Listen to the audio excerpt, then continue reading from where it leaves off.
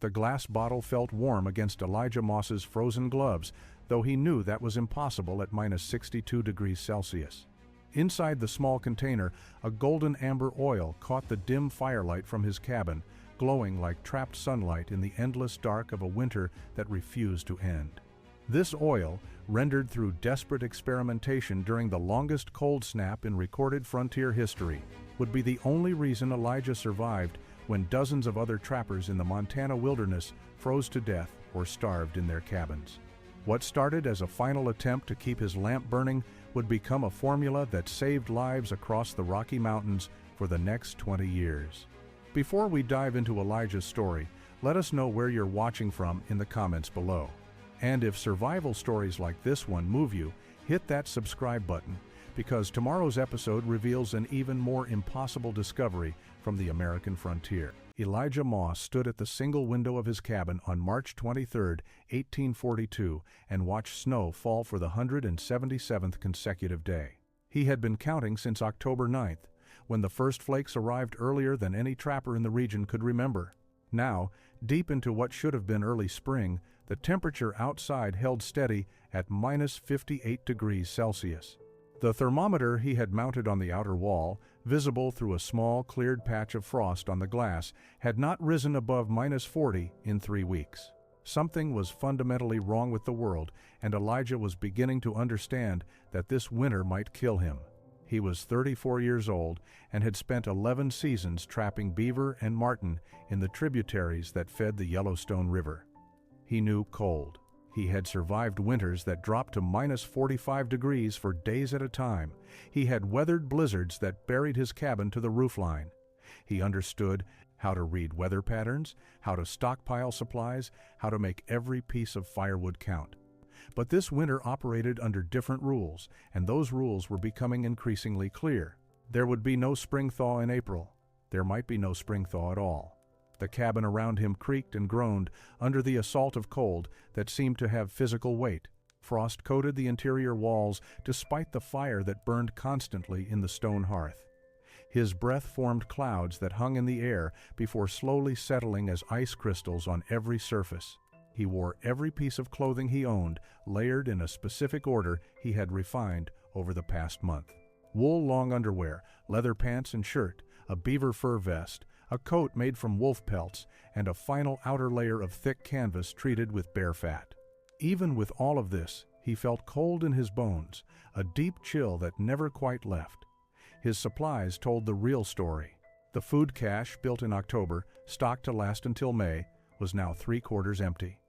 He had been eating reduced portions since January. The meat from 6 deer was gone. 30 pounds of beans were down to 8. The flour would last 3 weeks if he was careful. The firewood situation was worse. 12 cords cut in autumn were now less than 2. At his current rate, perhaps 4 weeks of fuel remained. The isolation compounded everything. Elijah's cabin sat 8 miles from the nearest neighbor, a distance now nearly impossible to traverse. He had not seen another human since early February, when a trapper named Willem Harker stopped by and told him at least 4 trappers had died frozen in their cabins. 2 more had vanished entirely. Elijah sat at his pine table and opened his journal. His handwriting had become shaky, fingers too cold for control. He wrote the date, then paused. Finally, he wrote, "This winter will not break. I must find a way to survive until it does, or I will die here alone." Elijah woke on March 27th to the sound of splitting wood, though no axe had struck anything. He lay still in his bunk, wrapped in every blanket and fur he owned, listening. Another crack echoed through the cabin, sharp and violent. He realized with cold dread that the sound came from the cabin itself. The logs were fracturing under the extreme cold, moisture inside the wood freezing and expanding until the fibers tore apart. He had heard of this happening at temperatures below -60, but had never experienced it himself. The cabin was being destroyed from within by the very air around it. He forced himself out of the bunk, though every instinct screamed to stay wrapped in the small warmth he had built during the night. The fire in the hearth had burned down to coals, he added, kindling carefully, then 2 small logs, watching his dwindling woodpile with the attention a miser gives to his last coins. The wood caught slowly, reluctant to burn in air this cold. He held his hands near the flames until feeling returned to his fingers, bringing the familiar ache that accompanied every morning now. Breakfast was a cup of weak coffee and a single biscuit made from flour, water, and a tiny scraping of lard. He ate slowly, trying to convince his stomach that this meager portion was sufficient. It was not. The hunger had become constant 3 weeks ago, a gnawing presence that never quite left. He was burning more calories, staying warm than he could afford to consume, and his body was beginning to show the effects. His pants hung loose on his hips. His face, when he caught his reflection in the small mirror he used for shaving, looked gaunt and hollow. After eating, he conducted his daily inventory, a ritual that had become both necessary and torturous. 8 pounds of beans remained, 12 pounds of flour, no meat except for a single strip of jerky he was saving for an emergency he could not quite define. 1 small tin of lard, a 1/4 pound of coffee, 3 candles, no lamp, oil, gone since mid-February. Salt and a few dried herbs. This was everything standing between him and starvation. The firewood was worse. He counted the logs stacked against the back wall, 42 pieces of varying sizes. At his current rate of 4 logs per day to maintain minimal heat, he had 10 days of fuel. After that, decisions would have to be made. Cut green wood in lethal cold, burn furniture, burn the cabin itself, or freeze. He walked to the window and cleared a small circle in the frost with his gloved hand. Outside, the world was white and still. No wind, no movement. No tracks from animals that should have been emerging as spring approached. The forest looked dead, frozen in time. He thought about Willem Harker and the other trappers who had died or disappeared. He thought about the 4 weeks of supplies remaining and the impossibility of the situation. For the first time since October, Elijah allowed himself to consider that he might not survive this winter. The thought sat heavy in his chest. Not panic exactly, but a cold calculation of odds that were turning increasingly against him. Something had to change, or the spring thaw would find one more frozen body in a small cabin in the Montana wilderness. On April 2nd, Elijah made a decision that could kill him. The temperature had dropped to -63 degrees Celsius overnight, the coldest reading he had recorded. His food was nearly gone. His firewood would last 6 more days. Staying in the cabin guaranteed slow death. Going outside offered at least the possibility of finding something, anything, that might extend his survival. He dressed in every layer he owned, wrapped a wool scarf around his face until only his eyes showed, and stepped through the door into air so cold it felt solid. The forest was utterly silent. No wind moved through the pines, no birds called. The snow under his boots squeaked with each step, a sound that only occurred at extreme temperatures when ice crystals became so frozen they could no longer compress normally. He moved slowly, conserving energy, heading toward his nearest trap line approximately 1 mile east of the cabin. He had not checked the traps in 3 weeks, convinced that no animal would be moving in this cold, but desperation had overruled logic. The first 2 traps were empty and frozen solid, the mechanisms locked in place by ice. The 3rd trap was also empty. The 4th held something. Elijah stopped, his heart accelerating. A wolf lay in the trap, or what had been a wolf.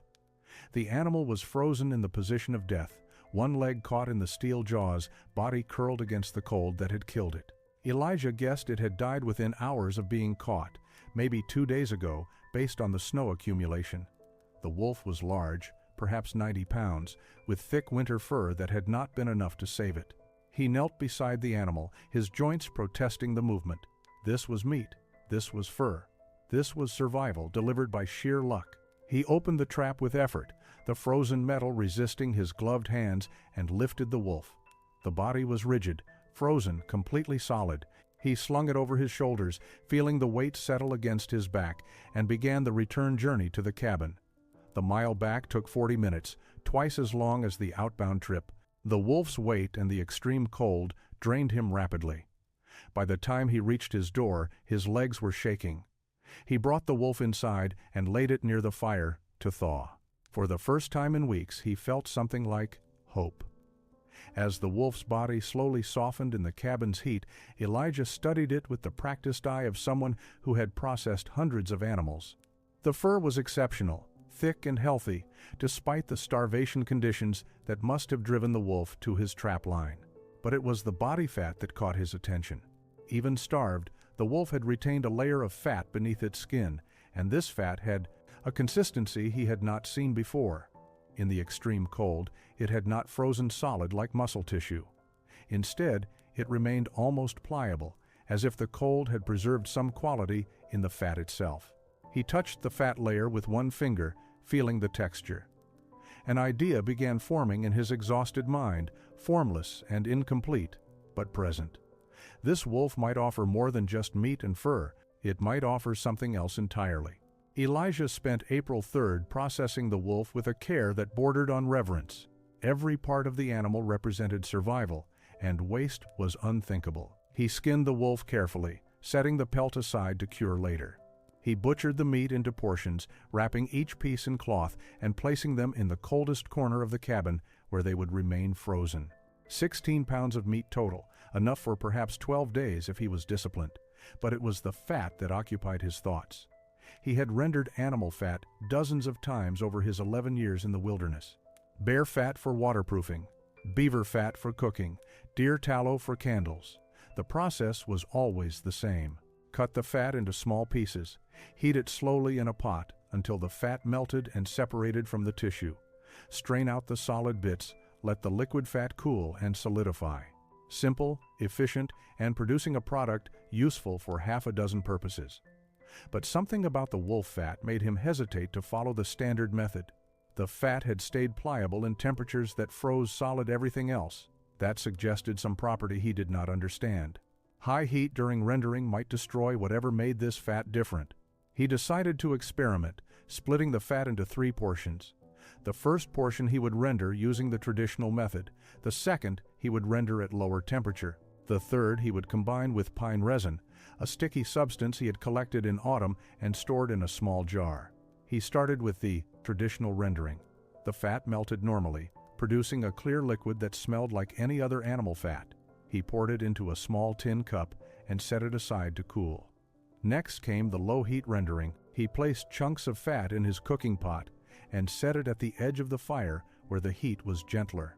This process took longer, nearly 3 hours, but the fat melted slowly into a liquid that looked slightly different, thicker, more golden. He poured this into a second cup. For the final experiment, he combined the remaining fat with a small amount of pine resin, heating both together at low temperature. The resin melted into the fat, creating an amber-colored mixture that caught the firelight. The smell was unusual, sharp from the resin, but underlaid with something else, something almost sweet. He poured this mixture into his glass bottle, the only truly sealable container he owned. By evening, all 3 samples had cooled. Elijah examined them by firelight. The traditional rendered fat had solidified into a white, opaque substance identical to any tallow. The low-heat version remained slightly soft, more golden in color. But the pine resin mixture in the glass bottle had transformed into something that looked like trapped sunlight, a clear amber oil with golden highlights. He held the bottle up to the firelight, watching the way light moved through the liquid. His lamp had been empty for 6 weeks. He unscrewed the burner assembly, poured a small amount of the amber oil into the reservoir, and lit the wick. The flame caught immediately and burned with surprising brightness, steady and clean. Elijah watched the flame, his exhausted mind beginning to understand that he had made something new. The lamp burned through the night, and Elijah sat watching it with an attention that bordered on obsession. By his calculation, the small amount of oil he had added should have lasted perhaps 2 hours based on his experience with standard lamp oils. Instead, the flame continued steady and bright for over 6 hours before finally beginning to dim. He added another small measure of the amber oil, and the flame strengthened immediately. Whatever he had created was burning far more efficiently than anything he had used before. As dawn broke on April 4th, pale and cold through the frosted window, Elijah began testing the oil's other properties with the methodical approach of someone whose life might depend on the results. He took the second cup containing the low-heat rendered fat and applied a small amount to the leather hinges on his cabin door. These hinges, made from thick strips of buffalo hide, had frozen solid 2 weeks earlier, making the door nearly impossible to open or close. He worked the oil into the frozen leather, rubbing it in thoroughly. Within minutes, the leather began to soften. Within an hour, the hinges moved freely again, remaining flexible even in the extreme cold. This was significant. Frozen hinges and mechanisms had been a constant problem throughout the winter. His trap springs had frozen useless. His door had become a barrier that fought him every time he needed to enter or exit. The buckles on his gear had locked solid. If this oil could prevent or reverse freezing in leather and metal, it solved a dozen practical problems simultaneously. Next, he tested the oil on his own skin. The exposed areas of his face, particularly his cheeks and nose, showed the beginning stages of frostbite despite his careful layering of scarves. The skin was grayish-white, numb to touch, damaged by repeated exposure to temperatures that human flesh was never meant to endure. He applied a thin layer of the amber oil from the glass bottle to the frostbitten areas. The oil absorbed quickly, leaving only a faint sheen. Over the next several hours, he noticed the numbness beginning to recede. Feeling returned slowly, painfully, but it returned. The skin color improved from gray to pink. That afternoon, he needed to melt ice for drinking water, a process that consumed precious firewood daily. He usually placed a pot of ice near the fire and waited for the slow melt. This time, he added a single drop of the amber oil to the pot and held it directly over the flames. The ice melted rapidly, far faster than normal, as if the oil somehow transferred heat more efficiently through the water. He tasted the melted water cautiously. It had a faint, resinous flavor, but nothing unpleasant or dangerous. By evening, he had discovered something else. A small amount of the oil, perhaps a quarter teaspoon, consumed directly provided a surge of energy he had not felt in weeks. The oil was incredibly calorie-dense, more so than straight animal fat. His hunger receded for hours after consuming just that tiny amount. Elijah sat at his table as darkness fell, the lamp burning bright beside him, and made careful notes on birch bark. He had accidentally created something extraordinary, an oil with properties that addressed nearly every survival challenge he faced. February became March, March became April, and April dragged into May with no change in the iron grip of winter. Elijah marked each day in his journal with a simple vertical line, watching the rows of marks accumulate into a visual representation of impossibility. 237 days of continuous winter. 238, 239. The thermometer outside his window had not risen above minus 45 degrees Celsius in 6 weeks. On some mornings it dropped below minus 70, temperatures that made the air itself seem hostile to life. The cabins scattered throughout the region had gone silent one by one. Elijah would sometimes stand outside his door in the brutal cold, listening for sounds of other human presence. Axe strikes, gunshots, voices, anything. But the forest offered only silence. In late April, he forced himself to make the dangerous trek to Willem Harker's cabin, 3 miles south. He found the door frozen shut. When he finally pried it open, Willem sat at his table, frozen solid, his hands still clutching a tin cup. His face showed no pain, just emptiness. Elijah closed the door and walked back to his own cabin, understanding that he was now likely alone. The wolf meat lasted until mid-April, carefully rationed. The flour ran out on April 22nd. The beans were gone by April 28th. After that, Elijah survived on the oil and whatever he could find. He discovered that consuming a teaspoon of the amber oil each day provided enough calories to keep him functional, though the hunger never truly left. His body was consuming itself, muscle mass disappearing, his face becoming skull-like. But the oil kept him alive. He used it for everything now. A drop in his lamp provided light through the dark hours. A thin coating on his exposed skin prevented new frostbite and slowly healed the old damage. He rubbed it into his door hinges, his trap mechanisms, the frozen buckles on his pack. He added drops to melted ice water, making the water easier to heat and somehow more satisfying to drink. He had perhaps 6 ounces of the oil remaining, stored carefully in the glass bottle, rationed like liquid gold. The isolation did something to his mind that he recognized but could not prevent. He began talking to himself, full conversations with an imaginary companion he named Samuel. Samuel was optimistic where Elijah was pragmatic. Samuel believed spring would come any day. Samuel remembered stories from before the endless winter, tales of warmth and green growing things that seemed like fantasies now. Elijah knew Samuel was not real, but the voice in his head provided comfort against the crushing loneliness. On May 7th, during one of these conversations, Elijah realized he could not remember what his wife's face looked like. He had not been married, had never been married, but the false memory felt real enough that he spent an hour searching the cabin for a photograph that did not exist.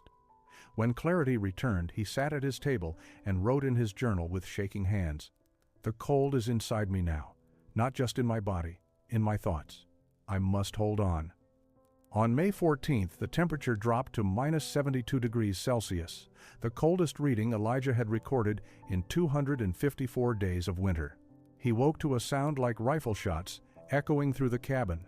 The logs were splitting, deep cracks running through wood that had been solid for 6 years. He could see daylight through gaps that had not existed the night before. The cabin, his only shelter against the killing cold, was tearing itself apart. He moved through the small space, examining each crack with growing dread. The north wall had 3 major splits, each nearly an inch wide. The west wall showed 2 more. Cold air poured through these gaps like water, overwhelming the feeble heat from his fire. The interior temperature, usually kept barely above freezing through constant burning, dropped rapidly. Frost began forming on the inside walls faster than he had ever seen, spreading like living things across the logs. His firewood was down to 11 pieces, 11 logs between him and freezing to death. He had already burned his extra chair, his tool handles, and several floorboards. The cabin was being dismantled piece by piece, consumed by its own need for warmth. And now it was falling apart anyway. The extreme cold doing what fire and time had not managed. Elijah stood in the center of the cabin, his breath forming thick clouds, and forced himself to think. The cracks had to be sealed. Traditional chinking would freeze and fall out immediately in this cold. Mud was useless. Moss was useless. He needed something that would seal the gaps, remain flexible, and resist temperatures that shattered wood and froze metal. His eyes moved to the glass bottle sitting on the table. 4 ounces of amber oil remained. His life in liquid form, he made the calculation quickly. He would die of cold before he died of starvation. The cabin had to be sealed. He took the bottle and approached the largest crack in the north wall. Using his finger, he spread a thin line of oil along the entire length of the split, working it deep into the gap. The oil's consistency was perfect for this, thick enough to stay in place but fluid enough to penetrate. He moved to the next crack, then the next, using the oil sparingly but thoroughly. As he worked, he noticed something. Where the oil contacted the wood, it seemed to harden slightly, not solid, but more resinous, creating a seal that felt stronger than the wood itself. The pine resin in his formula was bonding with the log surfaces, creating something almost like natural glue. Within 2 hours, he had sealed all 5 major cracks. The cold air stopped pouring in. The interior temperature stabilized. That night, a sound woke him from exhausted sleep, scratching, heavy breathing, something large moving outside the cabin. Elijah lay motionless, listening. The scratching became pounding. A bear, massive from the sound, was testing the door. The animal hit the door once, twice, 3 times with incredible force. But the door held.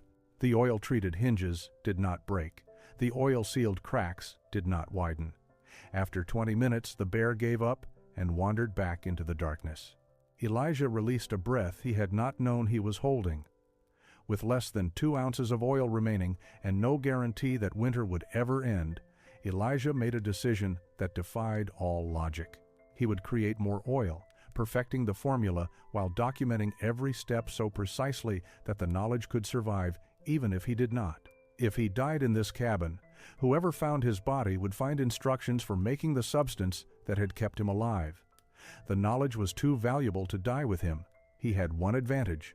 Another wolf had appeared in his trapline on May 16th, driven by the same starvation that affected every living thing in the region.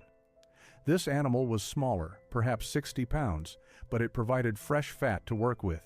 He also had the mental notes from his first successful batch, observations about temperature, timing, and proportions that he had made over the past 6 weeks of use. Elijah began the rendering process on May 17th, working with a precision born of desperation. He cut the wolf fat into uniform pieces, each roughly 1 inch square. He measured the pine resin carefully, scraping it from his jar onto a piece of birch bark and dividing it into portions. Through experimentation with his first batch, he had determined that the ratio mattered enormously. Too much resin, and the oil became too thick, burning poorly and tasting bitter. Too little, and it lost its protective properties. The correct ratio, discovered through trial and careful observation, was roughly 5 parts wolf fat to 1 part pine resin by volume. But the fat source mattered too. He had tested the standard rendered fat from the first wolf against fat from a beaver he had trapped years ago and preserved. The wolf fat produced superior results, burning cleaner and providing better skin protection. He suspected this related to the wolf's diet and the specific composition of canine fat, though he had no way to verify this theory. Temperature control was critical. He placed his iron pot at the edge of the fire, where the heat was gentle and steady. Too hot, and the fat would brown, developing an acrid smell and losing effectiveness. The correct temperature was just hot enough to liquefy the fat slowly, over 2 to 3 hours. He watched the mixture constantly, adjusting the pot's position, maintaining that precise level of heat that modern thermometers would later identify as approximately 90 to 100 degrees Celsius. As the fat melted, he added the pine resin gradually, stirring with a wooden spoon. The resin dissolved slowly, turning the clear fat into that distinctive amber color. When fully incorporated, he removed the pot from heat and let it cool slightly before straining it through a piece of cloth to remove any solid particles. The resulting liquid, still warm, went into his glass bottle. He used birch bark as paper, scratching instructions with a piece of charcoal. The writing was crude but legible. 5 parts wolf fat to 1 part pine resin. Low heat for 2 to 3 hours. Strain while warm. The oil burns bright, seals wood, protects skin, and provides sustenance. He dated the bark May 17, 1842, and signed it simply, Elijah Moss. On May 23, 1843, 14 months after the first snow fell, Elijah woke to a sound he had not heard in over a year. Water dripping. He lay motionless in his bunk, convinced his mind was creating false sensations the way it had conjured Samuel's voice during the dark months. But the sound continued, steady and rhythmic. Dripping water, melting ice. He forced himself upright and looked toward the window. The thermometer outside read -12 degrees Celsius. Still far below freezing by any normal measure, but 40 degrees warmer than the previous week. Impossibly warmer. He watched the mercury for a full hour, convinced it would drop again, that this was some cruel fluctuation before the cold returned. But the temperature held steady, then rose to -10, -8. By afternoon, it had climbed to -5. Elijah opened his door for the first time in 3 weeks and stepped outside. The air felt warm against his face, though objectively it was still cold enough to kill an unprepared person in hours. The sun, weak and pale, sat higher in the sky than he had seen it in months. The snow had developed a crust, the surface melting slightly during the day before refreezing at night. This was the pattern of spring breakup, the slow transition from winter to thaw that he had experienced 11 times before, but had begun to believe he would never see again. Over the next week, the transformation accelerated. By May 30th, the temperature had risen above freezing during daylight hours. Snow began melting in earnest, creating streams where none had existed. The forest came alive with sounds, water rushing, trees creaking as sap began flowing again, birds calling, their voices shocking after months of silence. Elijah saw his first living animal, a rabbit moving through the underbrush. On June 2nd, he did not shoot it. He simply watched it hop past, grateful for proof that life could return. On June 5th, he decided to check on the other cabins in the region. He was stronger now, eating properly again after finding his traps suddenly full of animals emerging from hibernation or returning from wherever they had sheltered during the endless winter. He walked first to Willem Harker's cabin, knowing what he would find but needing to confirm it. Willem remained at his table, exactly as Elijah had last seen him. He buried Willem behind the cabin, marking the grave with a simple wooden cross. He found 2 more bodies over the next 3 days. John Peters, frozen in his bunk. Raymond Cross collapsed halfway between his cabin and the creek where he had apparently been going for water. But on June 8th, Elijah saw smoke rising from a cabin 4 miles west. He approached cautiously and found 2 trappers, brothers named Daniel and Isaac Trent, alive and in similar condition to himself. Gaunt, damaged by the cold, but surviving.